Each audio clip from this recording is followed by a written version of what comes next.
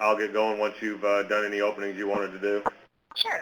I just wanted to take a minute to thank you guys for joining us for this morning call. We are taking a little different focus this morning. We're not discussing a pending policy, but rather an established policy, VNO number 15, not 01. So Mark and the OET crew is going to walk us through some particular sections of this new WIOA policy to ensure everyone's clarification and understanding of the content. Much like we've done on previous calls, please utilize the raise your hand feature on the website for the webinar to acknowledge a question. Please use the chat box to type in any questions you have. We will do our best to get everything answered during the call, but there might be some follow-up required afterwards. As we've experienced in previous calls, make sure that you are not putting us on hold if you have to step away from the call for a minute.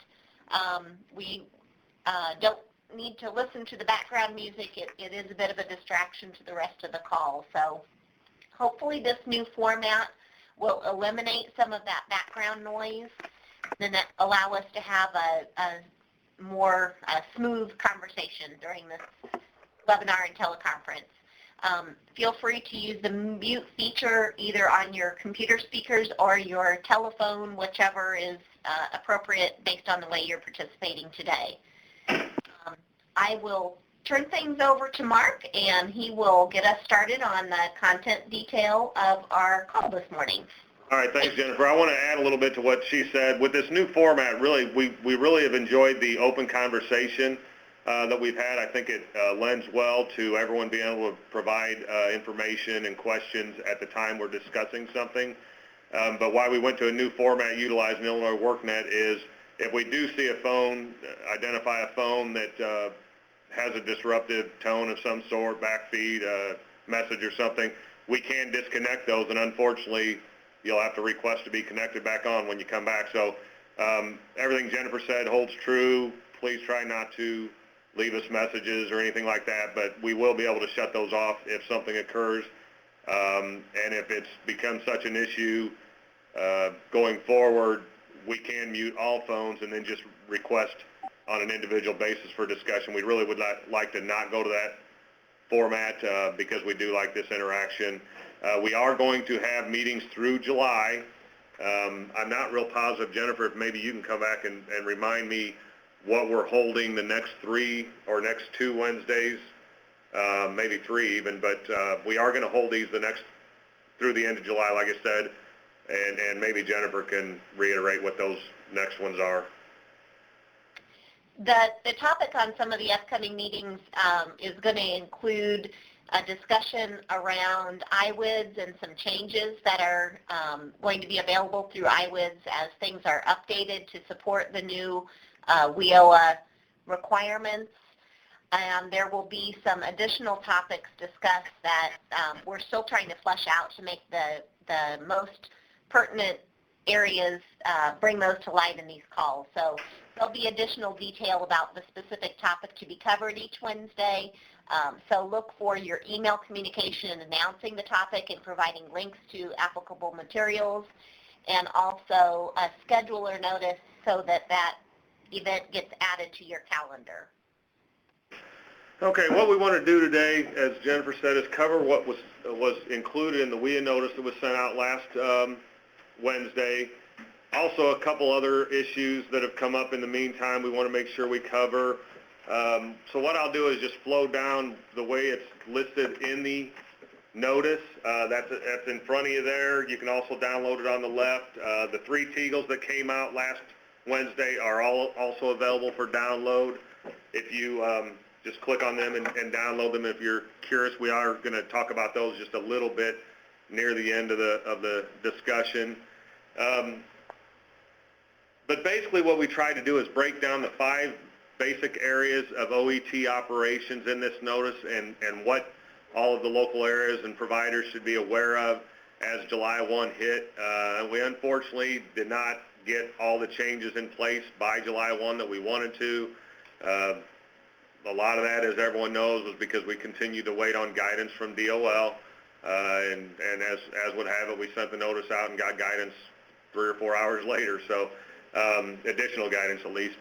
So we'll start with the first items are regarding the local boards, or actually we'll just go with the policy section in general, and I'm not going to reiterate everything in the notice, but just those items that people have had continued to have questions on. And the first one is related to local boards. The local policy, the transition policy, that went out on local boards had some forms on it. Specifically, it was the policy on certifications. There were forms for the appointments, the nominations, and the composition summary. And we did find an error in that after we issued it. We apologize for that. We re-uploaded a new version of that form, which is Form 002, to the website. And if I can ask everyone, as we go forward with all these policies, before you ask your question, if you might want to go ahead and go to the website for the DCO OET policies for WIA and WIOA, before you ask a question, we may have already answered it. And when we make changes to forms, changes to policy, what I do is at the very bottom, there's a section we can make comments in. It'll identify what the changes were. So you might have the same question someone else had requested from us to respond to, and we may have already addressed it. Specifically, we had a couple errors on that form 002. One was we inadvertently left ONET code instead of NAICS code when you're identifying the business for a business member. So we've changed that. If you have completed a form, and especially if you have that signed already, if you fill the ONET code in with a NAICS code, just leave it. We'll understand that. And don't go back and try and get another signature. We know how difficult it is to get signatures already. However, if there's inaccurate information, you will need to complete that form and have it re-signed by that individual. Also in that section, we've asked a new question. We always ask the number of employees to get an idea of the size of the company, even though under WIA there was no requirement for small business representation.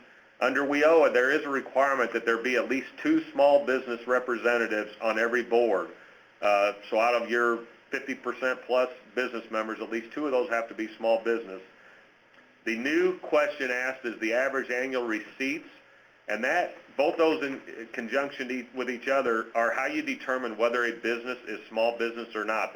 The U.S. Small Business Administration provides a table of all NAICS codes relating to businesses, and they'll either identify a business as small business based on one or the other, not both ever. So you'll have to go to that table, and there's a link on the form. You'll have to go to that table and determine by the NAICS code whether you're needing the employment number or you're needing the fiscal number based on the average annual receipts.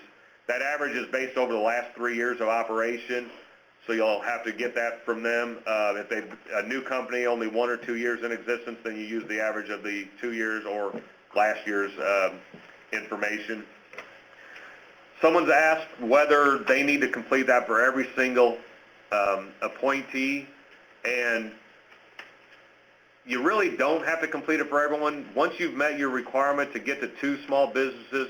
However, what I suggested to people is you might want to get a few extras, because if one of those members comes off the board, you'll know ahead of time that someone already on the board who maybe wasn't identified as small business can now be identified as small business. So it's good to do a little bit, but I understand some areas that are getting 30, 40 appointment forms because they're building a larger board. Wouldn't want to do that for everyone. That again is up to you, as long as you meet the definition or the requirement for having at least 2 small businesses. You'll identify that both on that form as well as the composition summary form, which won't allow you to proceed if you don't identify 2, because it'll continue to give the error message that you have less than 2. The other... Hey, Mark, this is Pam. This is Pam Forlin. Can I jump in here because I have a question about that? Okay. At one point, we talked about providing the actual annual earnings or whatever it's called to be a little intrusive. Is there a way that we can just or you could list, the numbers or something that they have to fall below in order to be considered a small business? Because it's, some employers are just going to kind of look at you and go, what do you want? And if we could just say, yes, they fall under this amount, which, is relevant to their particular business, that would be at least a little, I think, a little less intrusive. And would you anticipate that would just be a question asked? They would give you verbally the number so you could identify, but not necessarily check it? Because I'm just thinking from a monitoring standpoint, how we would then verify that they are truly a small business. I'm not necessarily opposed to saying yes or no, as long as somewhere down the line someone can verify that information. Well, I think, maybe through some sort of monitoring or something, they might be a little more willing to give the information. Right. But this is a public document that's, available to everybody.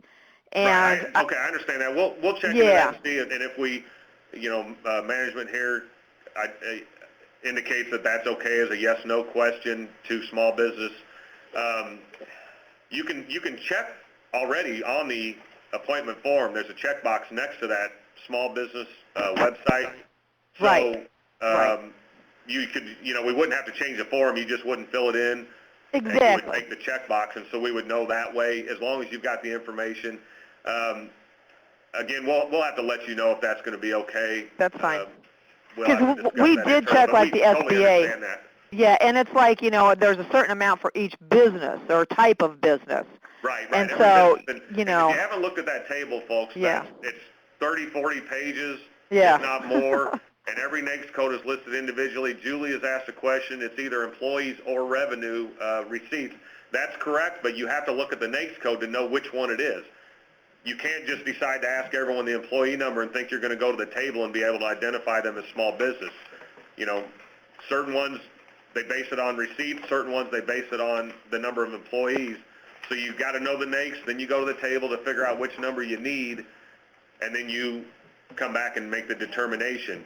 The other question I had that we need to resolve internally is, I know we've always asked for a number of employees, but someone asked, is there a need to even put number of employees if you're not utilizing that to determine small business? So we'll look at both of those and let everyone know via an email or something that the checkbox is okay only, or if we really want that data for monitoring purposes. And we'll get that back to you hopefully soon. Until then, like I say, if you're having issues with a potential business member not wanting to give the information, just move on to the next one to try and determine small business. I would imagine most of our boards are going to have at least, more than 2 members that will meet those qualifications. Some of them are pretty high as far as both numbers and annual receipts. So you've probably got many on your board, you just didn't know it because you didn't have to look into that. So we'll let you know on the check boxes there or the actual data. Thank you. And also the other thing I said is to someone, it may have been passed through Kathy Lively, was that when you're building your board, you want to be, reflective of your regional area, your local area, and the economics of it. And while the Act and the NPRM doesn't really state your board has to totally reflect that by, say, half your businesses are small businesses in your area, then half your board should be small business. What it should indicate is that the decisions being made by that board are reflecting that fact. So, don't be concerned about the number of small businesses above 2 as long as you're ensuring that the decisions being made by that board are going to take into consideration that you might have a lot of small businesses that need to be addressed because they're providing a lot of opportunities for employment. So that hopefully clarifies something I passed out in an email that maybe some of you have seen. With the composition summary form, we did have some concerns with that initially. Boxes weren't being able to be checked. That was corrected immediately. So again, that goes back to my comment about before you ask a question, please check the website to see if something has been updated. I addressed that within minutes of the question and identification of a problem. So that would have maybe eliminated your time in trying to to issue an email to us and wait for us to respond to that question. Other issues with policy, we do still have a couple more coming out soon. One of them will be addressing the eligible training provider list. That is going to hopefully be signed today, if not tomorrow, and issued by the end of the week. And some clarification on that is that for purposes of going forward in transition, I know several weeks ago we discussed that there was going to be two groups of current, or as of prior to July 1, WIA providers, and only those that were eligible prior to enactment of WIOA, July 22nd, 2014, were going to be able to be transitioned in. Upon issuance of one of the newest TEGLs, and after reviewing language in both the Act and NPRM, it was OET's decision to not make that distinction. So every training provider that was eligible as of June 30th, 2015 was transitioned in as an eligible provider under WIOA. That TEGL was 41-14, so you can look into that, and it's the one that clearly does not state there's a separation. So we decided to go with that as our guidance because we knew we had a lot of people who were concerned about providers and programs kind of being put on hold until we could issue full policy related to initial eligibility. So that helped everyone. The IWDS system automatically made that conversion for every transitioned provider. What it also did was change all of their expiration dates on eligibility to December 31st, 2015. What that means is every single one of those that was transitioned will have to come in and request continuing eligibility prior to the end of the year. We hope to have the policy out in the next several weeks that will outline what that process will look like. One key thing in that, and why it's kind of being very difficult to finalize this policy, is WIOA is very strict on the fact there has to be information on performance in those applications for either initial or continuing eligibility. They give guidance on what should be asked, but they don't tell us exactly what to ask. So the state, in conjunction with the state board, is having to decide exactly what information we want. What I would suggest at this point is utilize the information in the Act as far as performance for providers, what they're looking for in a general sense, to tell your providers now, here's the information we're going to have to start providing. We'll get back to you on the specifics, but that way they can at least start looking into that information and seeing what's available and what's not, and hopefully it won't deter them from getting an approval on that. Levon's asking what state board. That's the new, it'll be the new WIOA board, I guess, unless the current one's still being utilized. It's the state board. There's only one of those. The workforce board is the one that has to determine the specific state requirements. WIOA allows for local requirements as well, so they can put even more policy in their local area on performance data. But the state has to issue policy on the performance data specific elements. I think what WIOA does in a general sense is looks at a lot of the overall performance that's going to come out. Again, that's general because we haven't got guidance on performance since it doesn't kick in until 2016. But at least you get a sense of what is going to be asked for until we can finalize that policy. And that will be required to get continuing eligibility under WIOA starting on July 1st or whenever you get the approval for that continuing eligibility. The same performance will be asked of new providers. So if there's a training provider comes into you from July 1 on and wants to become a training provider and provide their programs to WIOA customers, they'll have to provide that data as well. So if you have someone come in the meantime, unfortunately right now you're kind of on hold because we don't have that policy in place. let us, do us a favor, let us know if you get someone come in. If we start getting a rush of new providers coming in, we're gonna have to push the board a little harder to get that information so we can finalize that policy. So that helps us to make that push if we know we've got a lot of providers that want to get into the system and get approved, have an application get approved. So I guess that's all for training providers and that policy and Teagle. Anyone have any comments on the policy section? The other policy that will be coming out, it's still a transitional policy, relates to board staffing. We've had discussions on that. The same concerns that we had at the time we discussed it before in a webinar are the same concerns we still have, that we're still finalizing, discussing with DOL because of monitoring findings in the past that we have to address. So we will get that out again as soon as we can get that language finalized, and we are comfortable that DOL is going to accept all of the options and language in that policy. Going forward, we've had our webinars on eligibility policies. Those should be coming out shortly. They relate to general eligibility, adult dislocated worker, youth.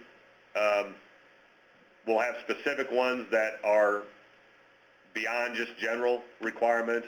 We'll also have policy that relates to veterans. And then finally, New Teagle came out as part of the 3 on July 1st on priority of services. It's actually services for adult dislocated worker, but one section in there was priority of services. And I just want to reiterate that I know we've talked about this in the past, how priority of service works. If you look at that Teagle, which is 03-15, and you look at page 7 on that policy, it gives a nice, concise determination or how you determine priority of service. Obviously, they have to be eligible first for a program before priority even kicks in. So once they're determined eligible, if they are also a veteran, they will get first priority of service. If they are eligible and not a veteran, they would get second priority of service. Third in line is veterans, and when I say veterans, it includes eligible spouses as well. Next in line would be those that aren't eligible. So say someone comes in just for self-services, the veteran would get priority because they don't have to be determined eligible. So if you only have 5 computers and somebody wants to get on one, obviously you don't kick someone off, but the next in line would be the veteran who hasn't been determined eligible for a program. And then last would be what they call non-covered persons, so someone that's not a veteran that just wants assistance. So refer to page 7 of that Teagle, 315. Hopefully that'll clarify everyone. We've had those questions over the years and recently as well, and I know I've expressed pretty much the same type of priority listing to answer those questions, but this is now in the Teagle that will make it a lot more clear, hopefully. Jim Potts is with us. Anything you want to add on priority service as far as maybe questions you might have received? Okay. And then we obviously have a lot of policy that will be coming out as soon as we can finalize it. It's just quite a bit of work that we're doing. OET staff is working with all these different areas of Illinois WorkNet, interagency team, the state board. And so unfortunately policy can't be the number one thing that gets done before anything else. But we're doing our best, and we appreciate all the help KEB and their staff has done to assist us in putting that policy out. So look forward to some new policy in the next week and weeks thereafter. One thing terminology-wise that we want to make sure everyone understands when they start seeing this term, you'll find in the notice is WIOA doesn't refer to all of our staff at the local and service provider level as case managers anymore. So our policy will start reflecting that they're called career planners. What they still do kind of is though interchange the terms career planning and case management. So you'll see both of those possibly within our document. So anytime you see career planner, that's your case managers. Otherwise, no difference with what obviously they've got new duties to determine eligibility and that.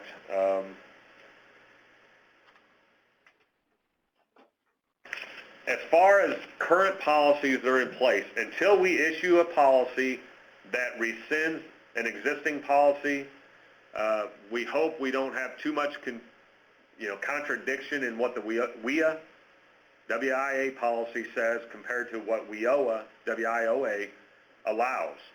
If you have a concern that maybe our current policy might be conflicting with what WIOA allows, please let us know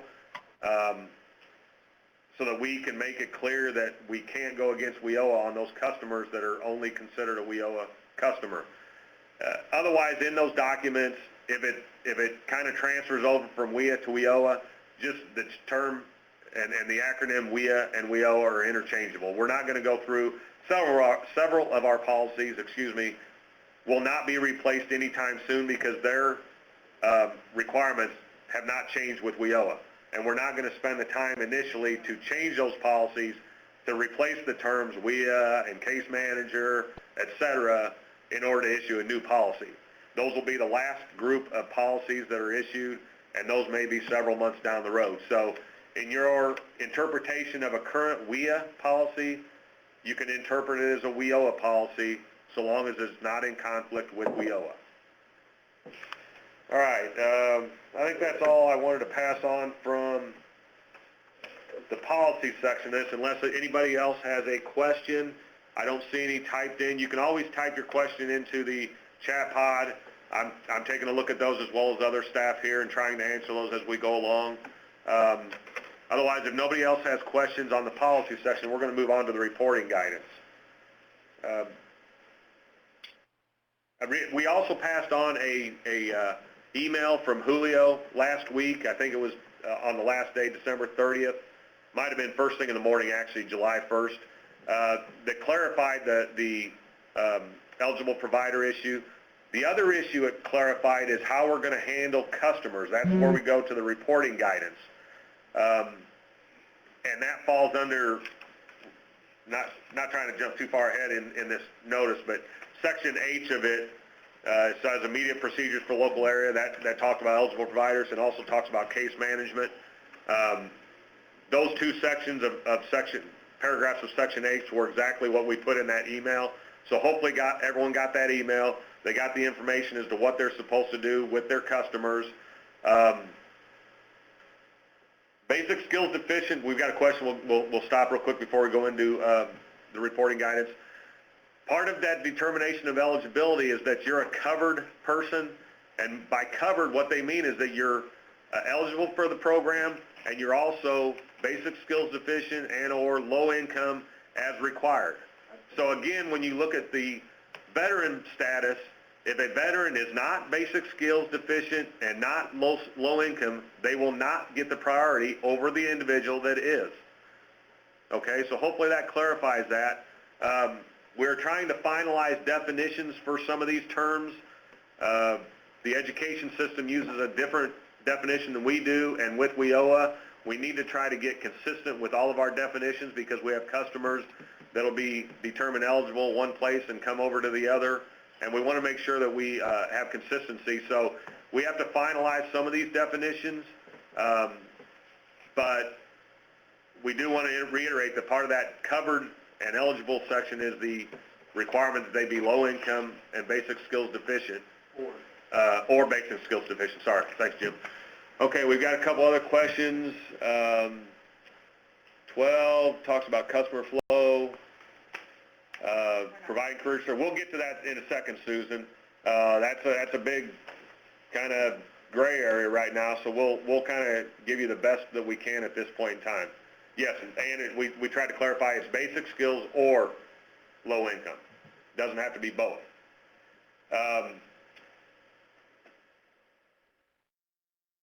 Talking about that, that is included, Levon, the low income and basic skills proprietary service is still part of that TEGL, page 7, TEGL 3-15.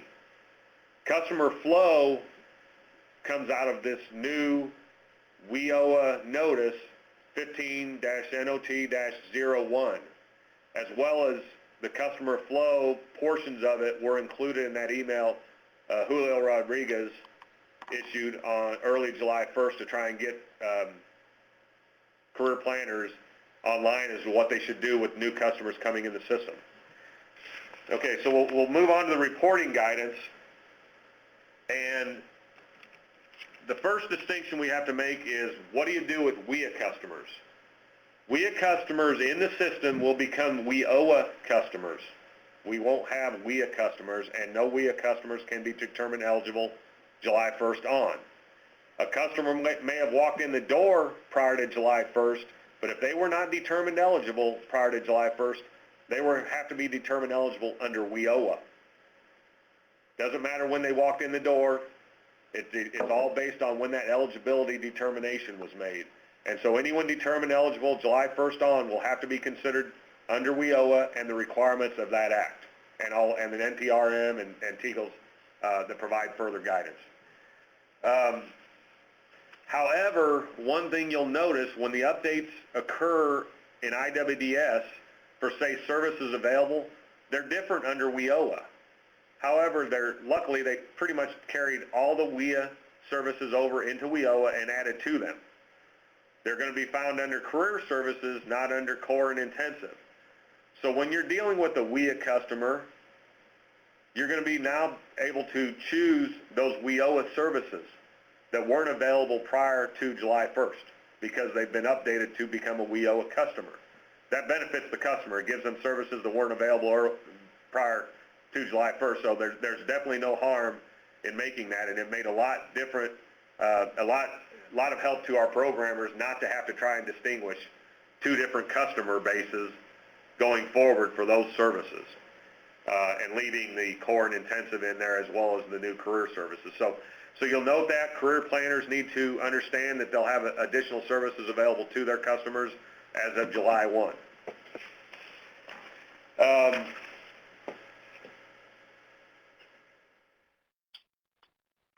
Checklist, the matrix, we included that. You saw those documents with both the email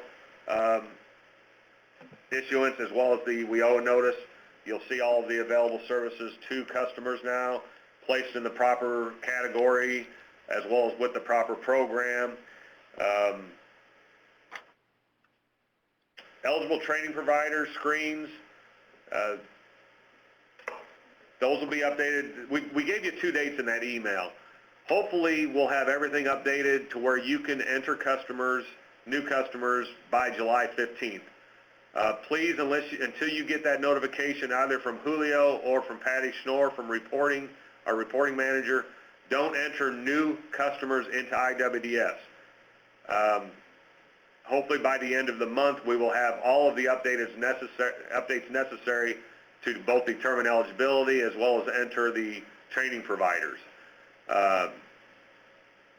If you have current customers that were already in the system, you can continue business as usual with those customers. So you can put case notes in. If the career services, Jim, do you know if the career services update yet today? We don't really know. We've not discussed we want to hold the kind of the July 15th date. But what I'm saying, if you're in a customer that was already in the system and you happen to notice that the career services is available because they happen to get it updated yesterday or today, even though we haven't made the announcement, you can select that. And Jim can expand on this a little bit more. He's better with IWDS. Right now, for adult and dislocated worker, the career is not there, but the training services are there. So if you had them certified up to the training level under WIA, you would be able to enroll them in the WIA training or WIOA training services. Youth, all the services that were there under WIA are available. So if you had a client that was certified prior to July 1st under WIA, the youth program, all the current WIA services that are now WIOA, because all of those carried over, but just the new youth services would not be there under WIOA yet. Those will all end up coming out at the same time, I would think. It'd be one. They're not going to piecemeal them in because they have to do testing, and then we have to do the deployment to production IWDS. But for the training, if you have the client certified up to training level, they're there, and for all the youth services, they're there. Okay, we'll jump back to that Section H in the we owe a notice, just a second, I'll scroll down to that. I know I should have been scrolling all along. Not the best, multiple tasker, I guess, with this.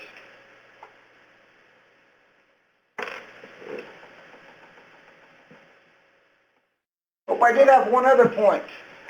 Same-day services. If you have a case management already listed or a career plan and you're just going to add an additional episode, that actually, you can do that. You wouldn't be able to add a new case management under career services, but if you had a previous case management or any same-day service that was previously in there, you can list an additional episode and add that. You wouldn't be adding a new service. What happens is you just put the new case note in, and it changes the end date of the previous service. What happens for the same day. All right, we're going to hold Pam's question off until we get to the fiscal area. John's going to be joining us shortly. He's going to be finishing up another meeting and call. So we'll hold back anything to do with fiscal till John can join us.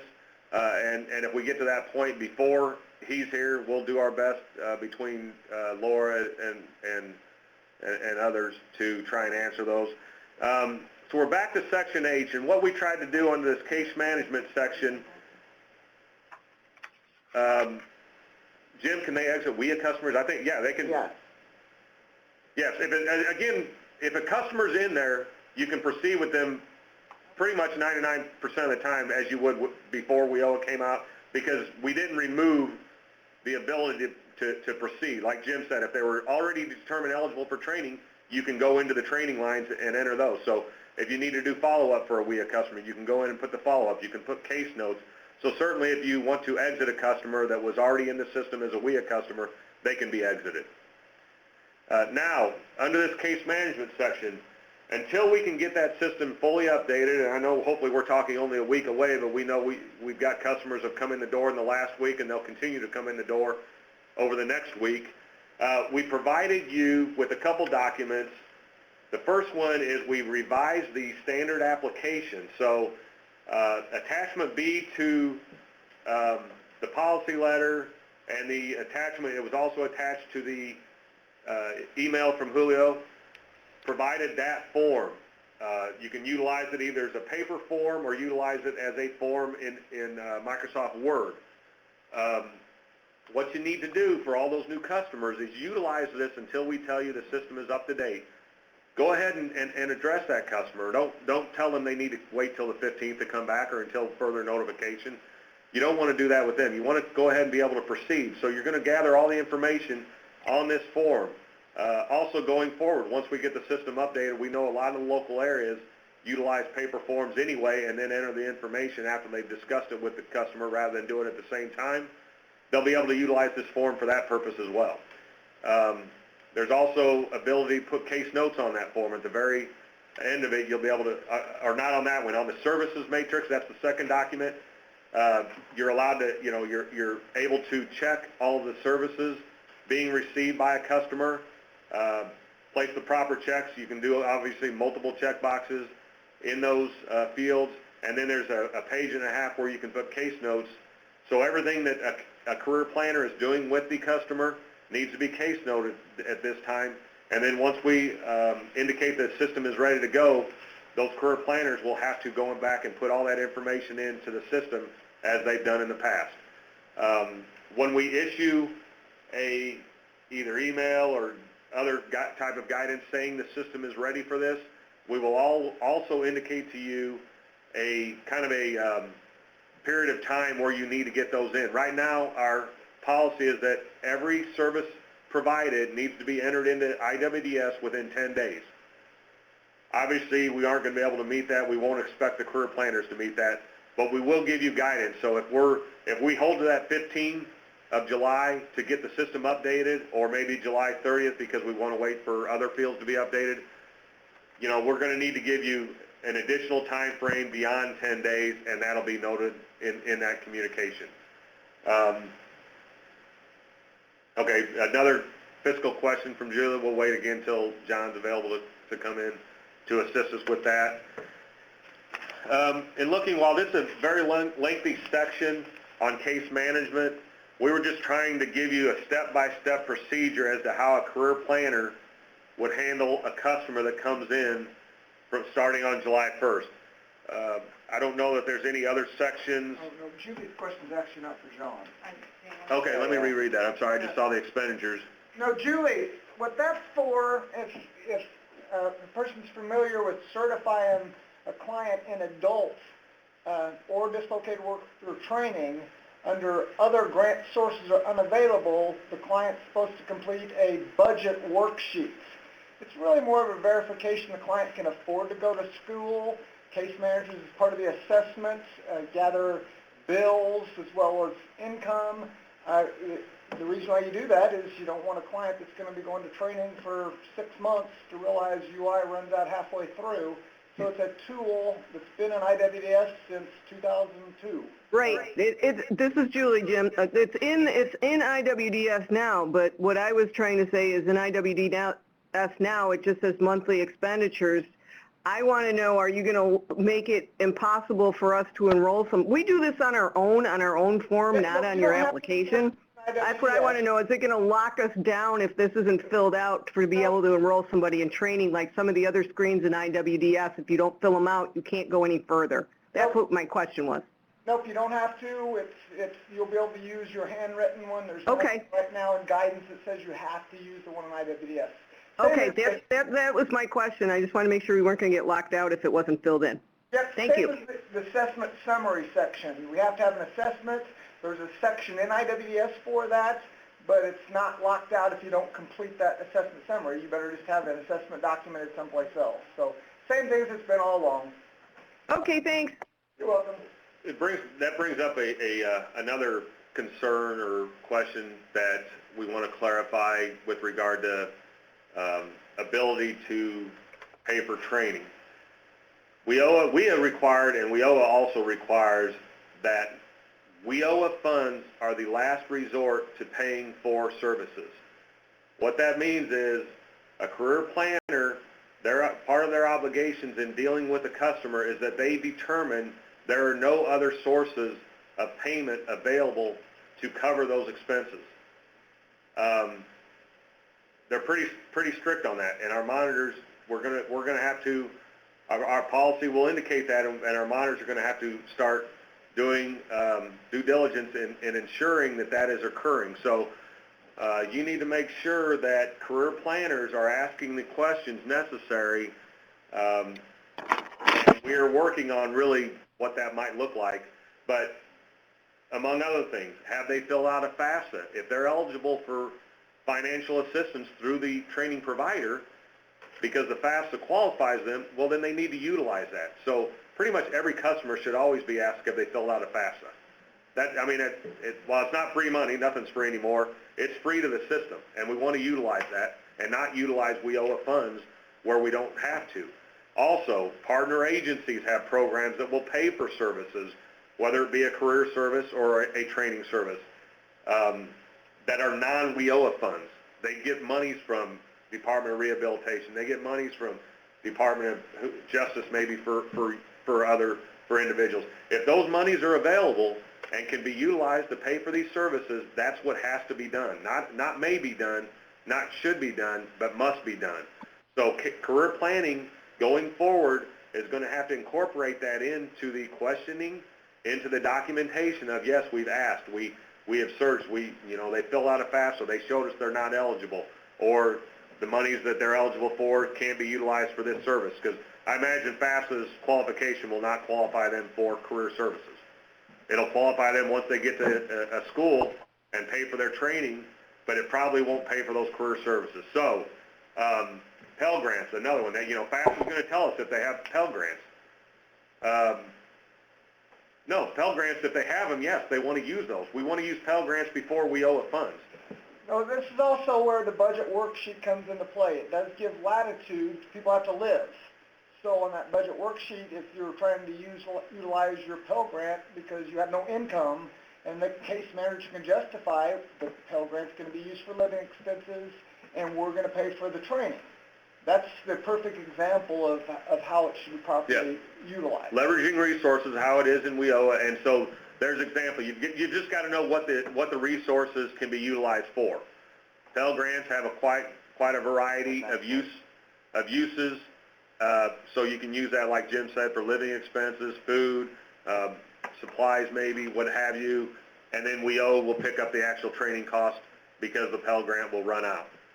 So that's the thought process the career planner is going to utilizing the budget sheet, anything else the local area might have for documentation of sources, and then you, as the WIOA provider, would provide only what's necessary beyond those. Jim, I know there's questions on the BI bill and The veterans benefits, any of those are not required to be utilized. It's clear in policy, clear in the Jobs for Veterans Act. In the past, people have sent veterans away saying, no, you have to use your GI Bill or you have to use your Illinois Veterans Grant. No, they don't. That's the exception to exhausting everything. We're making sure to include that in our wording of our policy because that's very important. I'm a living example of that because I went to 3 different OEAs when I moved back to Illinois and was turned away. And they're all pretty local around here if you want to know. The other thing it brings up is also for eligibility determination. Jim, can you touch on eligibility determination utilizing veterans when you're talking low income and when that can be used or not used? That's just what I explained, that any income that the veteran could utilize, they do not have to utilize for their training services or any WIA services. So that's for eligibility. So if you're determining a low-income individual and a veteran... For services. Right. Right. For eligibility, yes. None of the GI Bill doesn't count towards their income calculation. If they're getting disability benefits from the VA, that doesn't count towards their income. Any pay or allowances received while on active duty, so if somebody gets out, it'd be just like he or she had no income other than their spouse's income. So if they're coming in as low-income adults, any veteran, as soon as they get out, unless the spouse works, would have basically zero income. So they would always qualify as low income under that. Also, and there's some of the other things, this is beyond adult low income, there's a huge push to serve veterans. So those individuals that are getting out, they're going to qualify as a dislocated worker. Even if they're not on unemployment, as long as they serve 6 months, they're going to meet tenure requirements. You never want to be turning away a veteran who doesn't have a dishonorable discharge. Those are the only ones that don't get priority of service. A veteran that's returning right now with a discharge other than dishonorable, as long as they serve 6 months, they're going to be eligible for a program or 2. And if you have any questions on that, if you ever get any unique circumstances, definitely call me on that because it's a huge push. There's an article that just came out about there's going to be 40,000 more folks from the military that's going to be losing their jobs in the near future due to drawdown. Okay, so going through pages 11, 12, 13 of the notice, it just walks you through if a customer is coming in only for self-services, what you should be asking for. If they want to proceed further beyond that, then you have to complete the application. We've updated that application to include all the new WIOA requirements and what should be asked to determine eligibility, what occurs once eligibility is determined. Under WIOA, there will be assessments and IEPs required, whereas under WIA, an IEP was not required. It will be required. We'll have policy that'll come out later to identify what an IEP should include. What we're suggesting and what we're kind of building ours off of is the trade application because they are required to have an IEP. So we're basing ours off of that as closely as possible. So for your career planners, if they're not familiar with trade and aren't familiar with the IEP, you should kind of get with your staff and pass on the information as to what that looks like.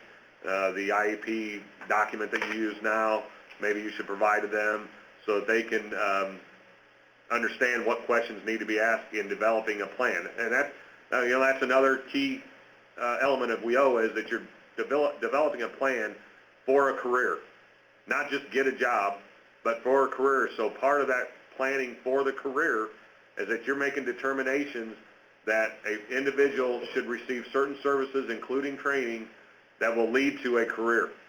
And an IEP is one of the best ways to do that. So until we issue policy, our suggestion is utilize the trade IEP, and it'll be very similar to what policy is going to look like in the long run. All right. I don't know that we need to discuss any more on that section through page 13.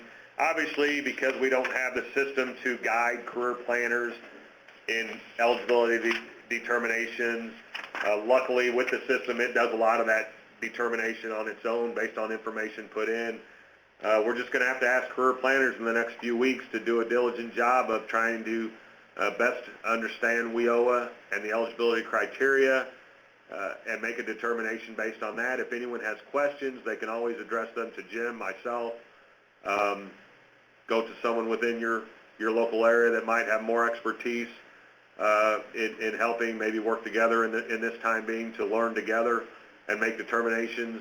Maybe you do them in a group setting if it's a difficult decision, trying to figure out whether someone's eligible or not. So just some different options until we can get the system ready. But even when the system's up, there's still, in my mind, there's some decisions that have to be made by a career planner. I don't know that you want to totally rely on IWDS because you may not gather the right information to begin with. So career planning, that's what we have at this time through this WIA notice. Let's see what we got as far as questions. Michelle. Okay, so Ann, a social security number required for self-service information. Only if you want to get credit for Yes. count, that's the Yes. key. It's a performance issue. They are wanting to get a count on people receiving self-service and informational activities. If you do not provide a social security number, they will not accept that individual's as being in the count. You can put it on a list, but if you don't have that, you'll know the individual came in the door, but DOL will not accept it. So that, it's critical that you ask for that so you can get the count, and only if a person absolutely refuses do you not ask again. Obviously you don't harass the person for their Social Security just because you want a count. But for the most part, you want to get that count. You want to indicate them that two things. One, it helps provide the services available to them, because the more more individuals, more counts we can have on a performance basis, the more funding we get. And two, it helps start the process of them maybe being eligible for additional services, because we're going to need it anyway if they want additional beyond self-service. So, that's a local decision on getting that, but I would suggest you ask every single person for their Social Security and get that count. For Michelle, will we be required to use DCO IEP? Can we use our own? Yeah, I mean, as long as you've got the information necessary, I don't see why we wouldn't accept it. I would think, if anything, that's not a policy issue. That's a monitoring issue where it makes it very difficult to monitor an IEP if there's information all over the place, or it's worded different, that you ask the same information but you wrote it down differently as far as the question you asked. And so the monitors have to figure out whether the information is there or not. And, local areas monitor themselves. So, I would suggest if you're going to add in information, you maybe utilize our format and put your information in the proper areas that is additional. Barbara, will DCL be providing training? Oh, yeah, we will have training. Hopefully we can start that maybe early August. Obviously, we got to get IWDS updated, but soon thereafter, we need to start doing some training, not only on eligibility process, but IWDS changes, policy coming out. We'll probably want to do some on training providers so everyone understands the new process once it's in the system for determining a provider and their programs eligible. As I mentioned that, it makes me want to remind you that under WIOA, programs are not certified, they're determined eligible, so you're not going to see the term certification anymore. It's going to be a provider and their programs, have they been determined eligible through the proper application and requests. Reiterate that I didn't mention previously on the training providers, registered apprenticeships automatically are eligible training providers so long as they're registered in Illinois, which DOL actually provides our registration in Illinois. So long as they're registered and they notify the local area they want to be on the eligible training provider list, ETPL. The process for that, we're kind of trying to finalize now.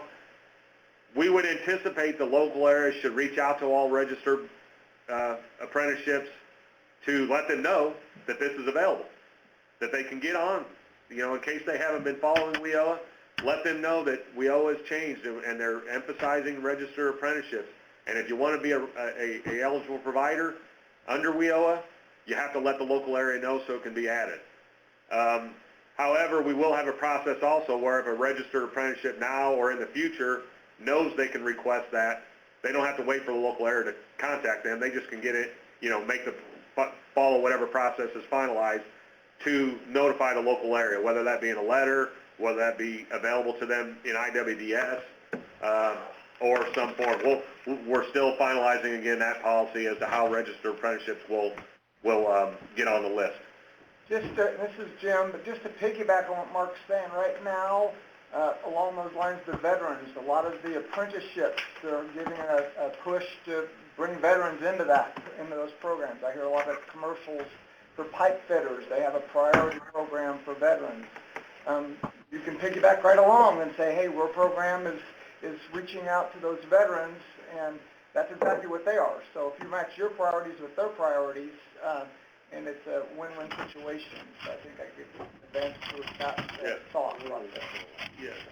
And the last four for the social, you always have to have the full Social Security. All the income, wages is attached to that client's full Social Security number. In IWDS, it's going to be masked everywhere except the private information screen where it goes in, but you're still always going to have to capture the full Social Security number. That applies for self-service and informational activities for accounts. If you want the count, it's a full Social Security. DOL won't accept just a 4-digit social number to get that count. So, okay, a couple of registered apprenticeships. Do we have a list? We do not have that list. Each area probably can solicit the state that does that to provide it the apprenticeships in their area, and that's probably what they should do in order to reach out to each of the registered apprenticeships in their area. But OET does not have that list. Let me get Carrie before it falls off. Carrie, no, because under out of school youth, very few have to have anything to do with income. So if they meet one of those barriers, family income, food stamps, none of that has a factor on their eligibility. Only if they do not meet one of those barriers, and if they're out of school youth, if they check youth need additional assistance, or if they're out of school or a high school graduate or equivalent or higher and have a basic skills deficient or English language learner, those two have to be low income, so then you would have to follow the guidelines. But for all the other out of school youth, you do not need to capture anything associated with income. right, and to reiterate, like Levon asking for a list, make sure that list is not what will get added to the ETPL. Just because there's a list in the state of Illinois or in your local area that says what programs of registered apprenticeships are approved, they still have to indicate they want to be on that eligible training provider list. So that be a letter or something. So again, going back, that's why you want to reach out. You want to have these available, like Jim said, for veterans. There's a lot of programs reaching out to veterans. So that veteran can get a priority of service through us in addition to the additional services we can provide, rather than just going straight to the apprenticeship program on their own. They don't get all those additional services maybe. So we want to make sure the veterans are using our program and getting the additional benefits that they might need in order to complete that training successfully. And with the registered apprenticeships, Neely wanted to reiterate, there is no performance requirement. So they're the exception too. It's strictly I want to be on the list, and I'm on the list because I'm a registered apprenticeship program. No performance requirement. They're on the list until they are no longer registered or they ask to be off the list. So they could be on for the next 20 years or change of WIOA, so long as they remain registered in the state of Illinois.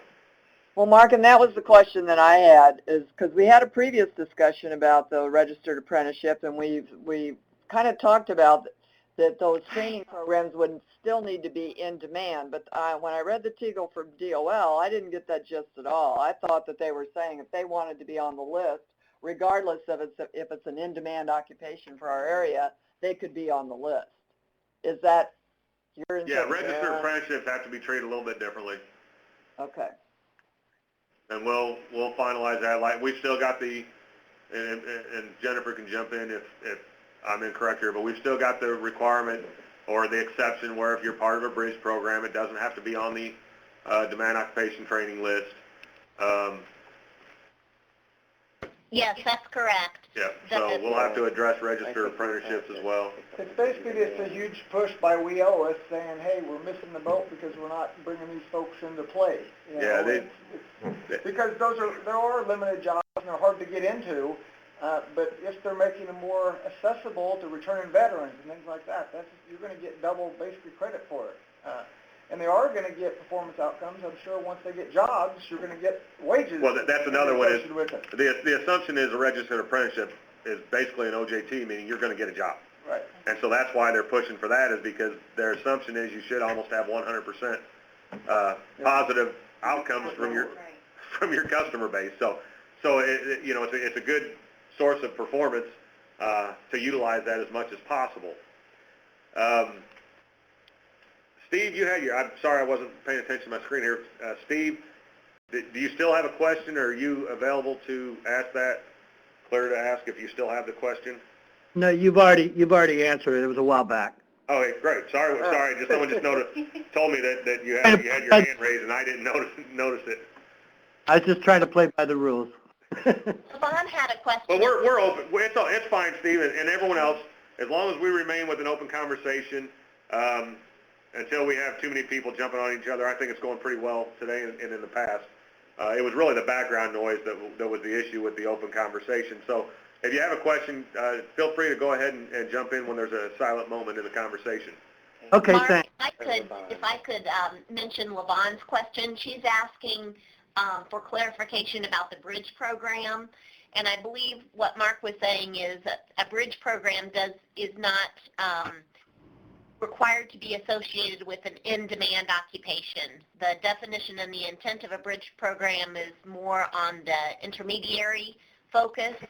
So the requirement for a bridge program to be associated with an in-demand occupation really doesn't make sense. Yeah, to expand on that, one example is when we first issued the demand list, CNA was not on there, and our assumption was a CNA was not an in-demand job based on pay specifically, but we anticipated the CNA would be a building block through a bridge program to an RN or an LPN program. So we allowed CNA, if you were including that as part of a bridge program, to something further. If it was only to get a CNA, it was not supposed to be, customers were not supposed to be entered into that program. It's very detrimental to your goal of income to put a bunch of people in a CNA program when we knew the wages were never going to be close to the negotiated wages. So we are looking into that with the new demand list. The statistics may have changed. Our outlook on the new demand list and leaning towards career clusters as they've changed, and especially the Illinois pathways are going to create a new list, and that's why it's been delayed. We thought we were going to have it out by the 1st until we realized that utilizing the old criteria was not matching up as well as we thought with the new interagency, I'm not going to remember the exact words. We talked about this last time. But we're working with other agency partners to try and develop the Illinois Pathways and other sector initiatives. And so we want to incorporate that into the decision-making for the new demand occupation list. And so we're not going to issue a new list as we anticipated until we can make that connection.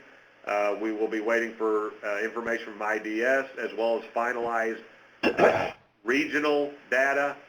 And we hope to have that out by September. At the latest, we've committed with IDS and those partners that we will have it out at the latest by the end of October. Having said that, I'll reiterate, as we always have, if you've got a program that you feel should make it on the list based on new data, so you might go out to the ONET website or IDS website and you see that the wages have considerably increased, and maybe the only reason it didn't make on the list the last time was because the wages were not good, were not acceptable. Let us know that. Give us that information. If you know there's a new company coming into the area with a lot of jobs, let us know that. Provide us that data. Provide us a letter from the company that says we're going to need 100, programmers. We're going to need this, and then we'll take that into consideration. The unfortunate thing is, while we've reiterated that in the past 6-7 years of having that part of the policy, we've maybe had a dozen requests. I anticipated we would have had a lot more requests. We've only refused maybe one of those requests. There's good reasons to add new ones on that didn't make the criteria for the initial inclusion. So please utilize that. We've got providers, I'm sure, that have programs they'd like to put people in. We have employers that maybe have some jobs available, but for whatever reason, without meeting that criteria, they did not make the list initially. So utilize the policy that's out there. The new policy will have the same process, same request for information as far as number of openings, situation in your local area or region, especially when you are looking at the region expanding beyond the boundaries of Illinois into, say, Missouri, Iowa, and Indiana, even Wisconsin. So utilize that form until that time we can get the new list out.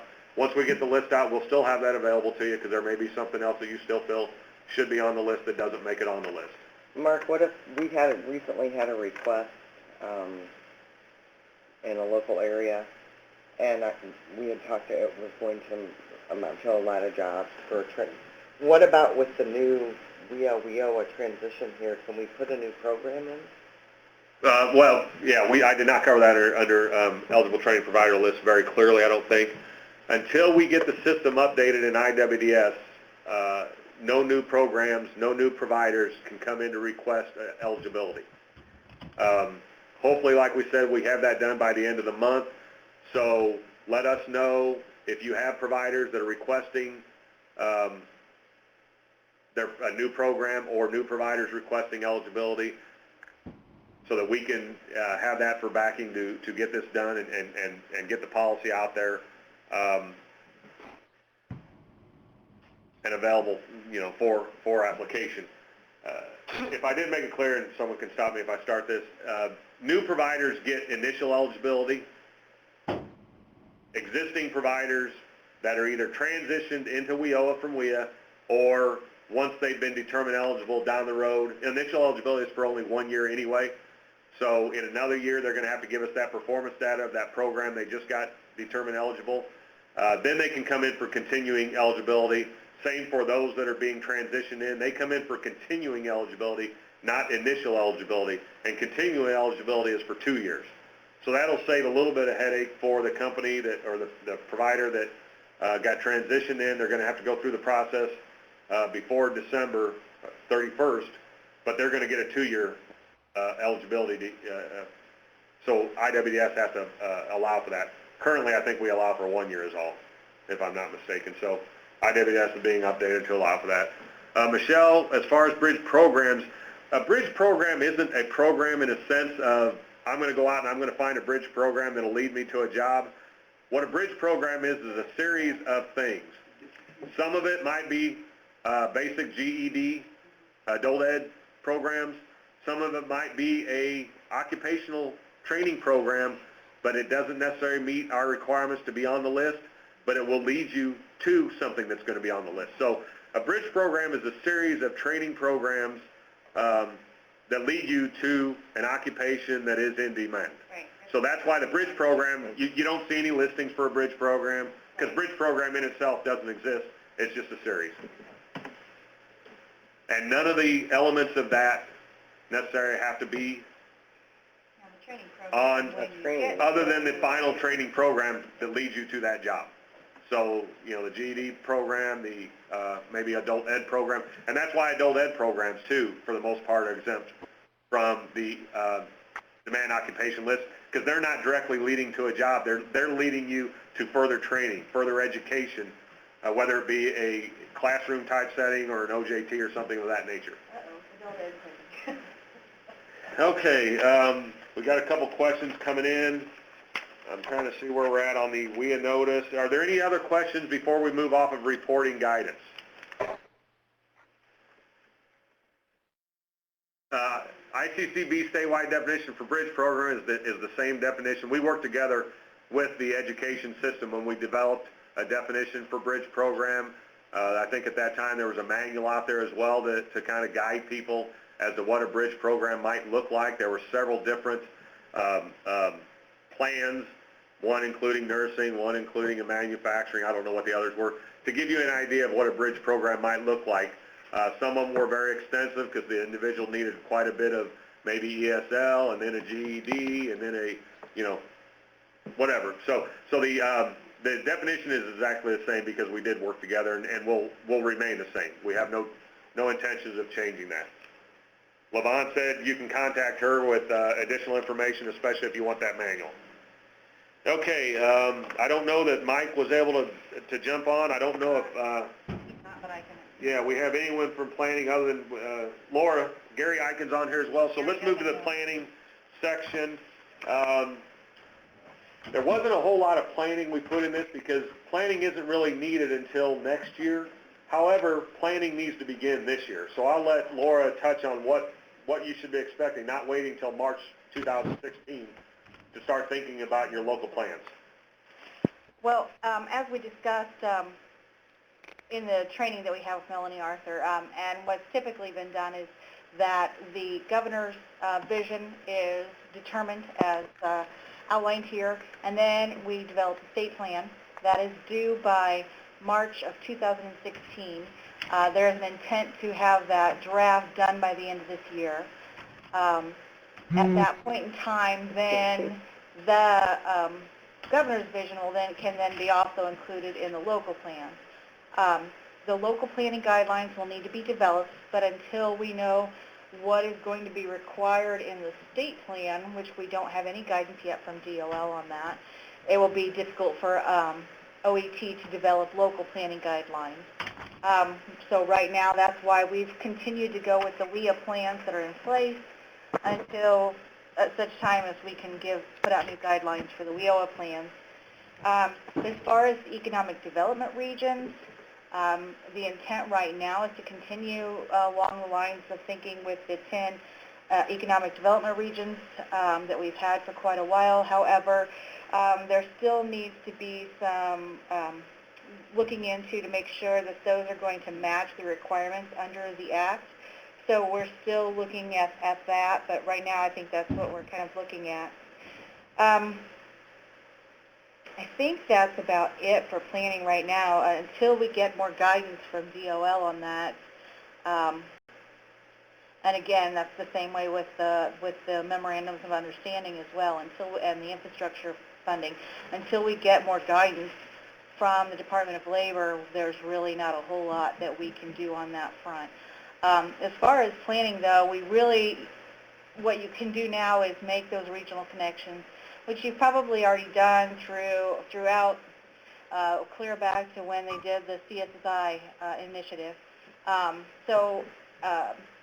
Those are things that you probably partnerships that you probably already developed, and you probably already have a good feel for how you may work together and develop a regional plan.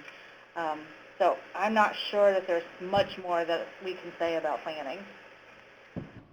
Okay. Does anyone have questions on planning other than the fact we really don't have any answers?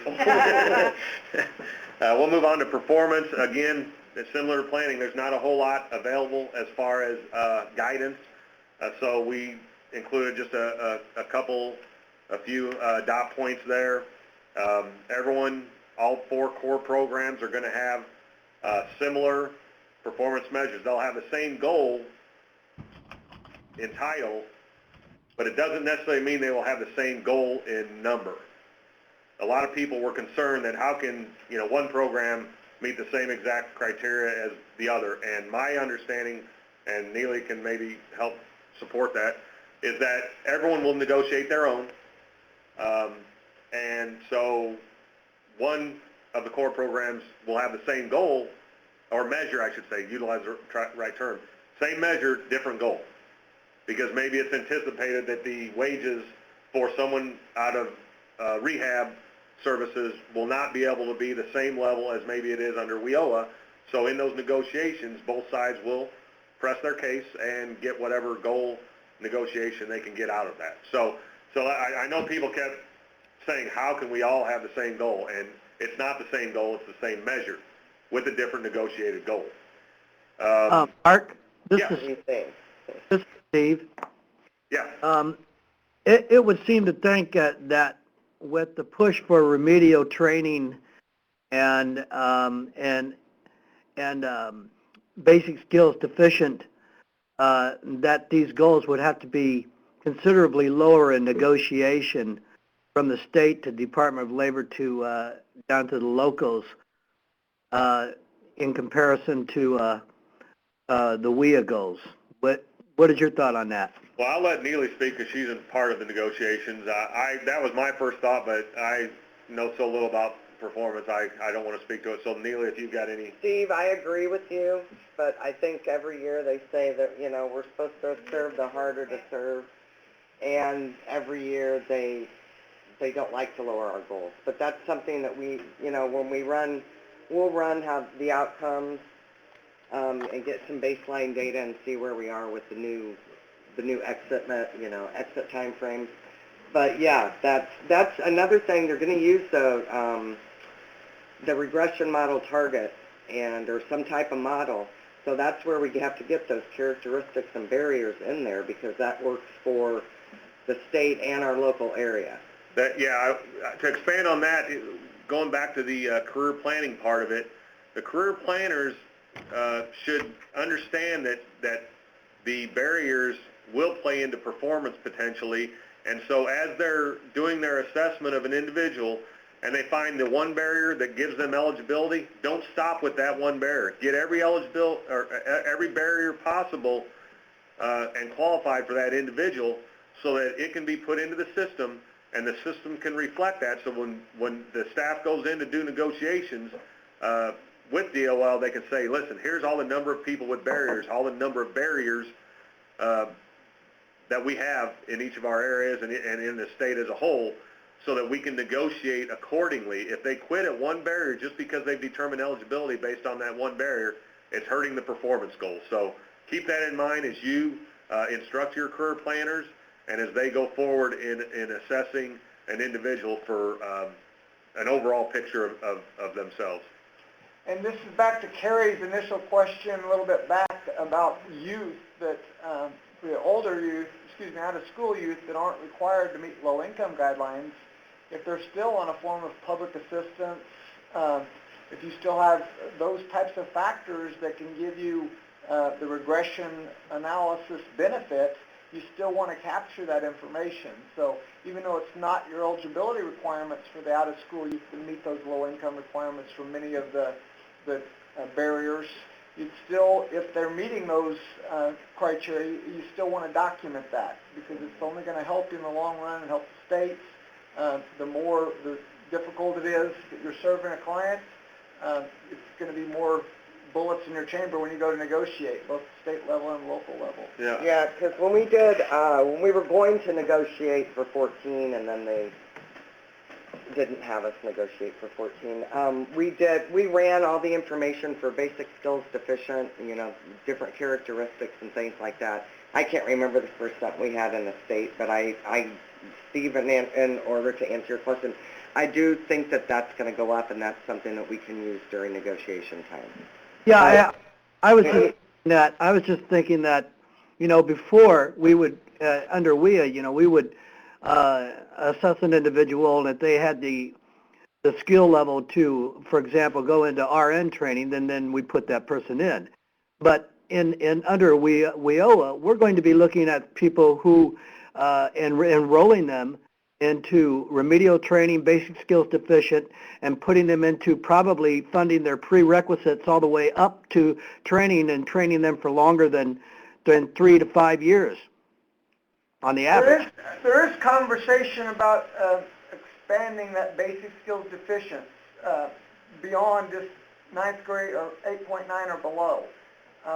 So that'll be coming out. Policy started that discussion where they have latitude under the adult education definition to raise that. So that's some of the thoughts that should be coming out in the near future, Steve, and I think that will help.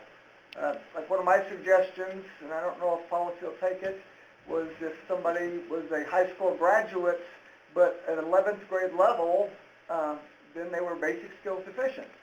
If somebody took a placement test at a college and it was determined they had to take remedial math or remedial English, well, to me, that's basic skills deficient. Right, that's the discussion, and so we might have a two-parter kind of determination there, one of the 12th grade, but also someone that's completed a certain level of a program or assessment or something, you know. As Jim said, there may be two criteria that they can meet, one or the other, in order to or not meet, I guess, if you want to look at it that way, to be considered basic skills deficient. So we have to continue to discuss those and determine how they affect and with those, like I mentioned early on, our definitions have to be consistent across programs, so we need to know how it's going to affect the other programs if we choose to go with that.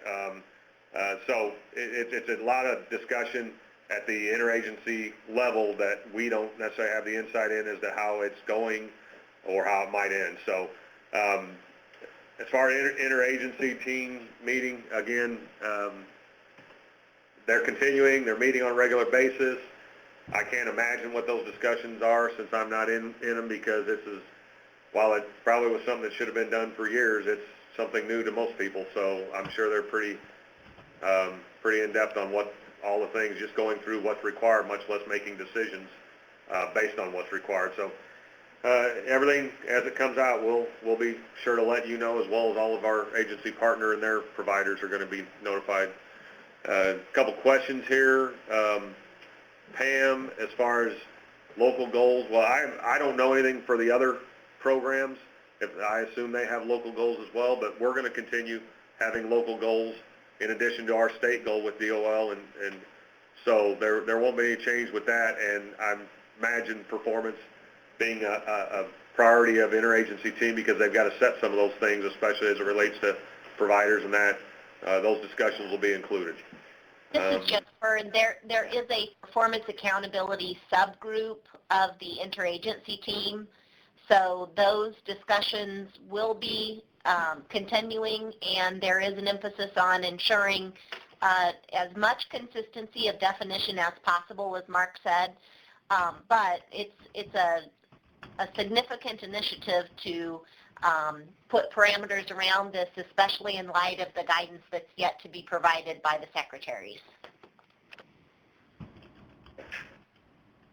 Yeah, Letitia, until further guidance, and that applies to anything. If you haven't got guidance from us, everything is kind of same as usual, unless, like I said previously on, it's known that it's in conflict with WIOA. Continue on with what you're doing for eligibility determination. Continue on with the eighth grade level. Like I said, until further notice. So, all right, if there's no other questions on performance, we'll move on to the fiscal area, and I see that John is on here, so I'm gonna mention a couple things first. DOL, the Department of Education, together, they've been issuing the TEAGLs and NPRMs, and in their TEAGL 38-14, they provided a nice attachment to show how funding was supposed to be utilized going forward for WIA customers. And it even went into WIOA that said, no, obviously you can't use any of this for WIA. So, you know, they tried to cover all their bases. We included it as an attachment, one of our last attachments to this notice. I think it's E. Yes, attachment E. So utilize that as you're going forward on how you utilize your 2014, 15, 16 funds, maybe all the way back to 13 if theirs was still alive. I think 13's gone by July 1st, isn't it? Yes. Okay, so it's only 14, 15 going forward, and they include 16 on their, 13 is here, but I think it's all. Yeah, the locals are dead at 13. Okay. Some state funds are still 11. Okay, so anyway, we provided that so you can kind of get an idea. We've made changes, or are still having changes made to GRS so that you can input the funding as necessary. IWDS is being updated as well. So all those systems are being updated. We issued, prior to this notice, another one that issued the budget sheets that included all the new line items, the master formula grant spreadsheet. So everything's out there. as far as that's concerned, this fiscal area also talks about the requirement to meet the 75% for out-of-school youth and the 20% for work experience for all youth. How you should do that, if you aren't able to do that in the first year, there's an exception, but there's still minimums you have to meet. So if you can't meet the 75%, you have to be at least at 50% and no less than 10% of what you were at last year. So hopefully your planning is geared towards doing that. You also need to provide information as to why you can't meet the 75%, so be prepared to do that. Some of our local areas, I think John can speak to this, quite a few, I think, of our local areas, if they aren't meeting the 75 are in excess of probably 60. So with renewed planning and use of funds, I think they'll be able to get to the 75% without too much trouble. That number is minus, it's called the allowable, I think, funds. It's minus the administrative funds. So if you're getting $1 million, it's not 75% of $1 million, it's 75% of 900,000 or 900 plus thousand, whatever the 90% number is. So that's all I had. Laura has one thing, John, before you jump in. Do we not have an issue on a line item? Yeah, John can probably talk to that, Okay. about that though, but, the budget sheet, GRS and IWDS currently have a line item for in-school ITAs.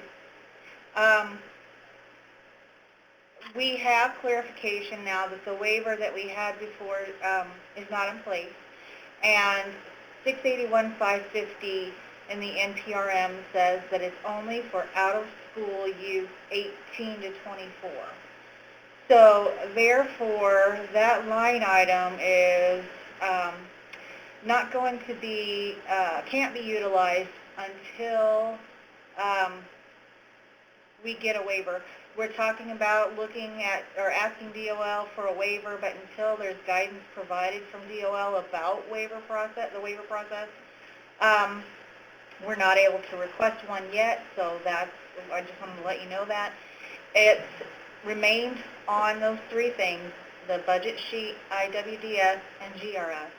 GRS, it will be made a non-reportable line item. And as planning and myself look at the budgets that are submitted, we'll try to help make sure that there's nothing budgeted for those line items. But it will be a non-reportable line item in GRS when those lines are put in there. So I just wanted to let you know that. Okay, John, are you there where you can speak? He's probably, Sorry, I mean, yeah. Because we did have a previous question regarding what happens without a budget. And, what's that? Yeah, Mark, this is Chuck Okay, Julian. Chuck's available, great. Can you, that was an early question early on, maybe before you or John were able to join us. But someone did ask, what are they supposed to do when there's not a state budget in place? Yeah, they could still enroll people into WIOA. They'd have to use the paper forms like you mentioned earlier, and they wouldn't be able to enter them into IWDS until the IWDS updates are made. And they can still incur expenditures after July 1st. The only problem with the state budget is that they can't be reimbursed for those expenditures after July 1st until the state budget's in place. And we talked about that, and I think that's going to be addressed at the IWP meeting later this week also. Okay, I look for that. It is tomorrow, Chuck, and so for those of you on IWP, I'm sure a lot of this will be rehashed there, but some new information might come out. Make sure you pass that on to your staffs after the IWP meetings tomorrow. Okay, anything else you, John, you or Chuck want to add to the fiscal discussion other than what was provided in that notice? No, I think you pretty much covered it all. Like you mentioned, 3814, TEGL 3814 addresses the flexibility in using WIOA funds for both WIA clients for WIA services and also WIOA clients for WIOA services. And that table from the TEGL was also an attachment to the our WIOA notice 15 NOT-01 that went out last week. So Chuck, Pam's asking they can utilize their PY14 to serve WIOA new enrollees, which is correct, but they just can't ask for reimbursement yet. Is that what Right. Okay. So yeah, their PY14 funds, anything that's obligated to provide WIA services to WIA clients, they should continue to liquidate those obligations for the WIA clients. If they have like a 2-year contract with a service provider, they could use the carry-in WIA funds to provide services to both the WIA clients and the WIOA clients. But according to the TEGL 3814, they should modify their 2-year service provider contract to require that any enrollment after 7/1 be based on WIOA requirements. Okay. Any other fiscal questions anyone has? All right, so we'll kind of start wrapping things up. Someone had asked previously about getting training, and our intent is that we will be giving training. We're starting with these webinars. It's coming a little bit more clear, as I think that we are geared to provide these the next 3 Wednesdays as well. One of those will address interagency issues, the core partner programs, so that they can have a say. They might want to provide some information to everybody and be able to take questions from the local areas and other providers. The final one that we have scheduled for July is going to be based on a question, kind of, what do you still need?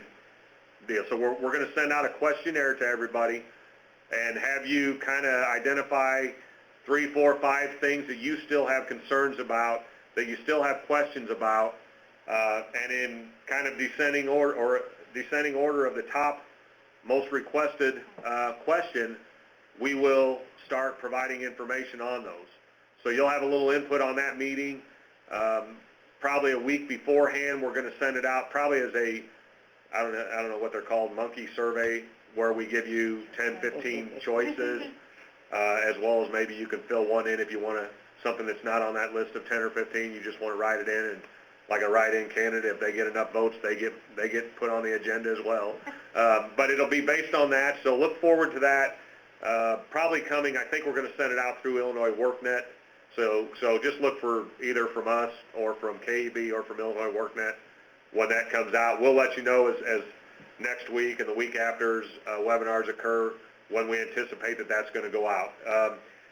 We'll be doing training once we have a little bit more things finalized. Probably the first one will be IWDS and or eligibility, whether that's combined or not, because those will be the first ones completed in IWDS. Jim and whatever other staff need to be involved in that will be scheduling that, how we're going to do that. We're not positive the format of all of this, whether we're going to do webinars, whether we're going to do in-person, whether we're going to do a combination of both. But we'll keep in touch with everybody and let you know as we continue on with these different webinars and information sharing guidances. And then, as always, if people have questions, send them to the appropriate individual. As you'll note on the bottom of the notice, if I can get down there, we have a list of all the different individuals that you should be contacting for these various topics. Please utilize that, whether it be by phone or email. If you have a question that you can't fit into a category there, I'll take that. I'll share it with whoever needs to. So there might be something more specific that you're looking for that doesn't seem to fit. I'm not sure what it might be. But anyway, if you've got some other question that you don't know who to send it to, go ahead and send it to me at my address there or give me a call. Other than that, Gary's got a question on implementation dates. July 1st is listed as date for one-stop operation. Or operator. Well, there's a lot of decisions need to be made by July 1st, 2016. Even if the operator final, and I don't have that in front of me, so I'm not real sure what he's referring to. Something seems to be... Mark, I'm on the phone here. I'm sorry. Yeah, Garrett, you want to explain what your question? Yeah, I'm just looking at the WIOA implementation dates expanded on the very first page. It's at the very first page of the attachments, and down about 3/4 of the way down the page, I was reading through it under section 121. It says establishment of one-stop delivery system, selection of one-stop operator through competitive process. I know that July 1 is when there'll be potentially a policy letter in turn, or is that what the date that you're looking at in terms of we need to have the one-stop operator competitive process completed by then? That was our assumption. This list isn't when policy is going to come out. Obviously, policy will come out quite a bit before any of these things, or hopefully before any of these things need to be implemented. Right. But our understanding was that 2016, so we need to go back and research that, and if we've got to update this, or at least let everyone know that that's not an issue until July 2017, we'll make sure to make that correction. I just want to make sure, I know in WIOA it's 2017 in the DOL materials. I just wonder if this was an updated, but thanks, Mark. No, unless we going through so many darn pieces of guidance, Gary, it may have been in some other piece of guidance that I understand. Based on what we thought. So we just need to research, and we'll let everyone know if it is 2017, especially those that are involved with the one-stops directly and trying to get those together going into the future. As far as board questions, if they're related to the forms, Pam, send those to me. If you got questions on the board itself, since Laura is one that sits down and evaluates the compliance with those requirements, yes, please send those to Laura. Thanks, Pam. She thought she was getting away. She's not going to like that. All right. Any other further questions before we close up shop here today? Hopefully everyone learned a lot, clarified a lot. We'll continue to keep in touch with everyone, whether it be through an email. I'll save Kathy Lively if possible, since it's July 1, and pass on questions that go to IWP to Julie. She may not like that, but... Thanks, Mark. I'm waiting with bated breath. Yeah, we had... Oh, scroll. All right. When are you... Okay, do you want to... So Pam wants to discuss the Tegels. We had 3 Tegels issued July 1st. We really don't have time for those today, nor are we prepared other than what we've already said. A lot of it was wrapped into what we discussed today, I think. I'm sorry, Ann, not Pam.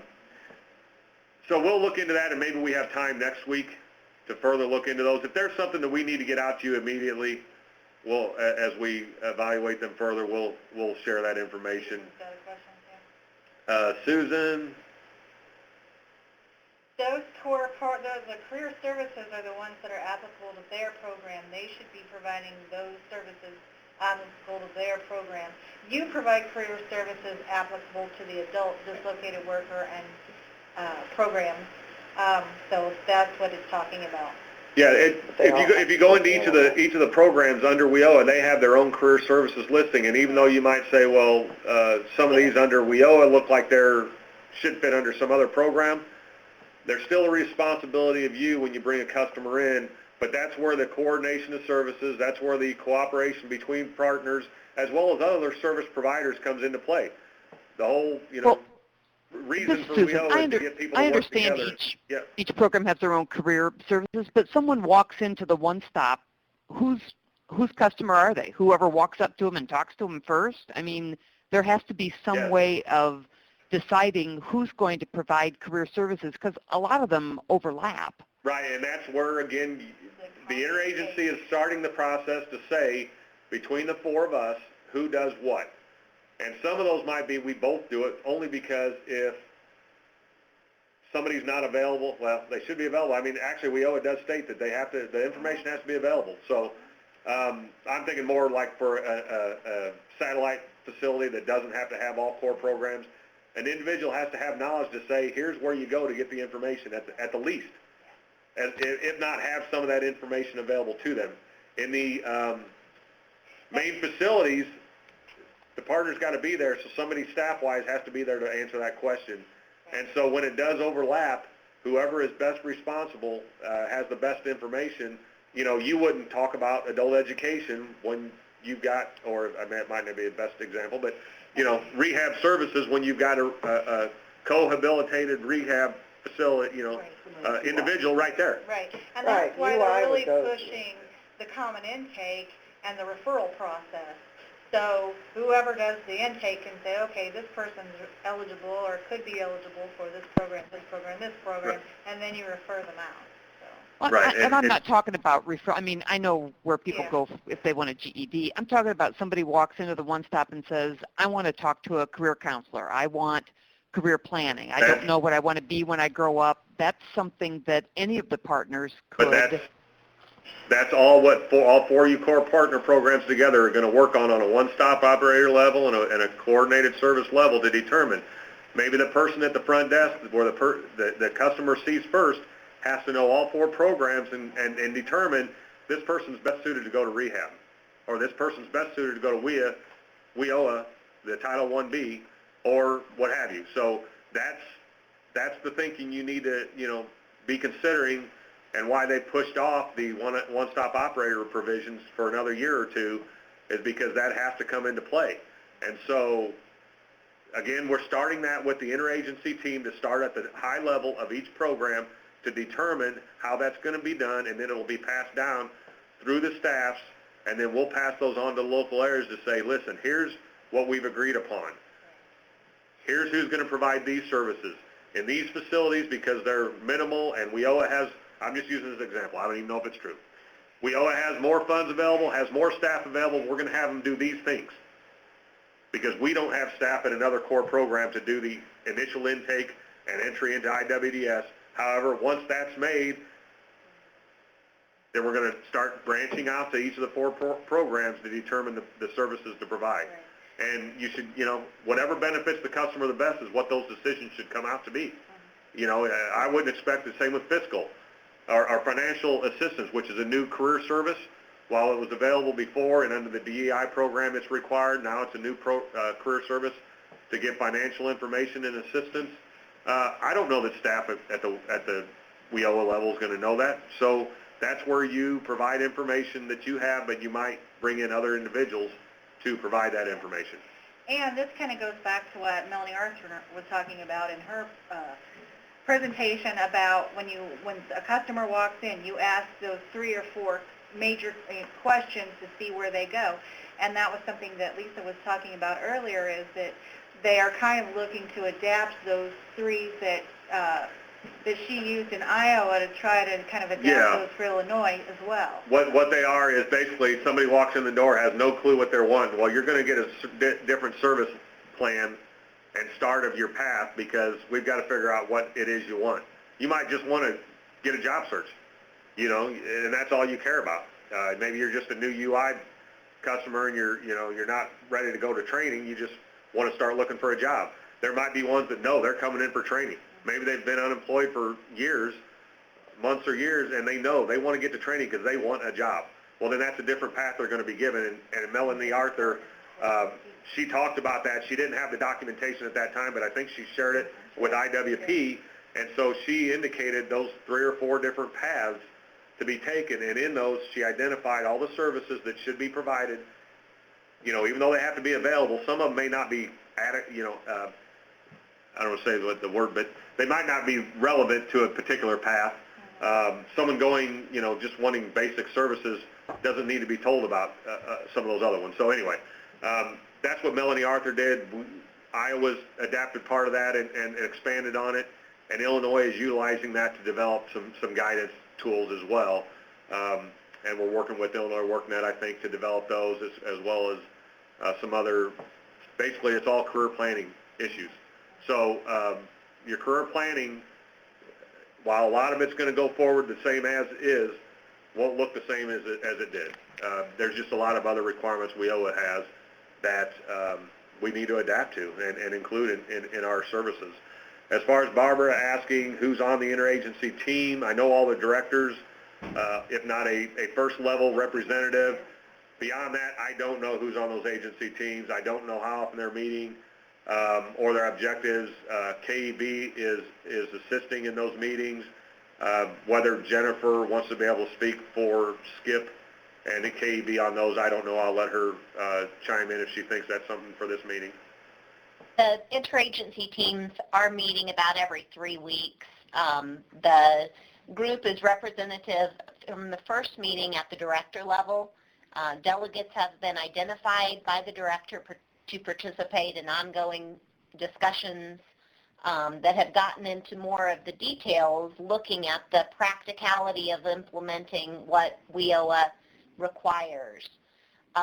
Those meetings are then getting broken down into subgroups like the performance accountability and one that will be addressing the unified plan that will get into more specific provisions related to executing WIOA.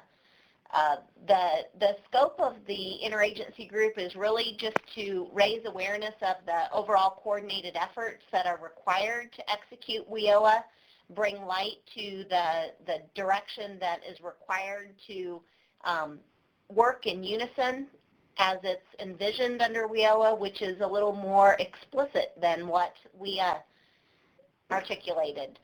So basically what that interagency work group is trying to do is set the top-down foundation of how WIOA is going to be executed at the local levels throughout the state. So some of that is permeating through within agencies more than others, but those elements and agreement and understandings, I think, are the core foundation of executing and making it real within the local areas. And if you have other questions about what the groups are doing or agendas that have been discussed, I'd be happy to address those with you offline with any questions you might have. I believe Skip will be presenting at IWP tomorrow too, so he may have some more updates for us. Okay, I think we've covered everything we wanted today. Like I said, 3 more meetings scheduled for sure over the next 3 Wednesdays. We're thinking next week is local boards, but we'll let you know. Jennifer or Bethany will send out the information, time, and things. It'll be the same website address for the webinar. It'll be the same phone number, call in, and we'll just get you any information as well as the topic of discussion. In 2 weeks, on the 22nd is the interagency core program one. So as you have questions related to that, you might want to bring those and have those available for whoever's going to be presenting and talking and available to answer questions. And then, like I said, the last one at the end of the month will be a Q&A type session where you're going to decide the topics based on a poll that we send out to you a week or so in advance. So I appreciate everyone's participation. I think we got a lot of information shared today, very good information. And if anyone has any further questions, please contact the proper individual, and we will talk to you next week. Thanks, everyone.